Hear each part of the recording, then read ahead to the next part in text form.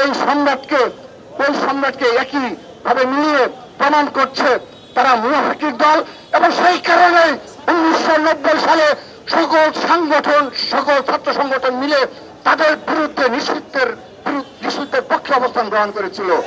তাদের চরিত্রের কারণে, তাদের মুনাফিক এবং দ্বিচারিতার কারণে 1990 সালে সকল ছাত্র সংগঠন এক এবং ঐক্যবদ্ধভাবে তাদের নিষিদ্ধের পক্ষে অবস্থান গ্রহণ করেছিল। তো সংগঠন রয়েছে 1971 সালের পরাজিত শক্তিদের দূষণ রয়েছে, যারা এই ঢাকা বিশ্ববিদ্যালয়ে এখনো গুপ্ত অবস্থায় রাজনীতি করে, তারা প্রকাশ্যে তাদের সংগঠনের পরিচয় দিতে লজ্জাবোধ করে।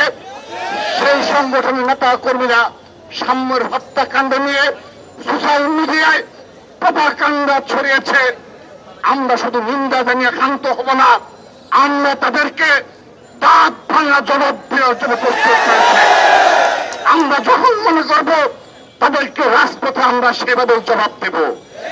আমরা আমাদের ভাইকে হারিয়েছি, আমাদের স্বাভাবিকভাবে আমাদের নেতা কর্মীরা ক্ষুব্ধ থাকবে। আপনারা লক্ষ্য করে দেখবেন তারা কতটা হিংস্র, তারা কতটা মনুষ্যত্বহীন, সেই প্রমাণ তারা সোশ্যাল মিডিয়ায় দিয়েছে। আমরা নিন্দা জানাচ্ছি, তারা নীরব ভূমিকা পালন করছে, আমরা নিন্দা জানাচ্ছি। সম্মানিত উপস্থিতি, সেই সাথে আজকের এই কর্মসূচির মাধ্যমে আমাদের যে নিরাপদ ক্যাম্পাসের দাবি, সেই নিরাপদ ক্যাম্পাসের দাবি থেকে ইতিমধ্যে তাদের দু একটি পদক্ষেপ আমরা লক্ষ্য করেছি। তারা বলেছে শরৎ উদ্যানকে রমনা পার্কের ন্যায় তারা মনিটরিং আওতায় নিয়ে আসবে, সিসি ক্যামেরা এবং আলোকসজ্জার ব্যবস্থা করবে। আমরা তাদের সে কথা আশ্বস্ত হতে চাই।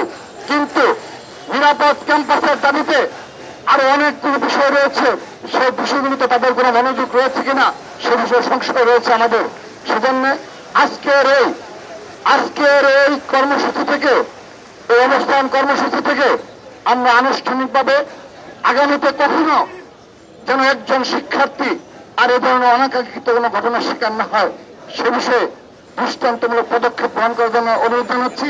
এবং সাম্যের হত্যাকাণ্ডের সাথে যারা জড়িত তাদেরকে সবাইকে গ্রেপ্তার করে আইনের আওতায় নিয়ে আসার অনুরোধ জানাচ্ছি। খবরে থাকবেন শরৎ উদ্যানে কোনো অনাকাঙ্ক্ষিত ঘটনা ঘটলে বিগত ফ্যাসিস্টের আমলেও বিশ্ববিদ্যালয় প্রশাসন অবশ্যই ব্যবস্থা গ্রহণ করেছে এবং বিডি পুলিশ যৌথভাবে তার বিরুদ্ধে ব্যবস্থা গ্রহণ করেছে।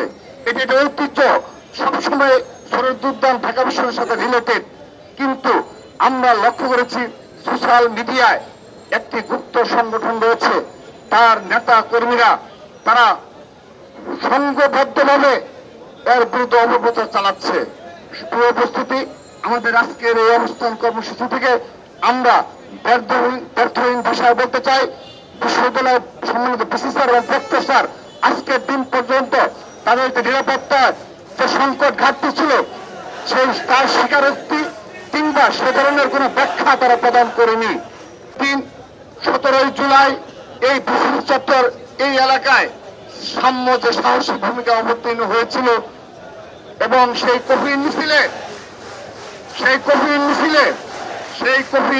সাম্য যে সাহসী ভূমিকা অবতীর্ণ হয়েছিল, তার সেই সাহসী ভূমিকার কারণে ঢাকা বিশ্ববিদ্যালয়ের সাধারণ শিক্ষার্থীরা সেই সাহসিকতার সহিত পুলিশ র্যাবকে মোকাবেলা করেছিল এবং এখানে সেই কর্মসূচি সফল করেছিল।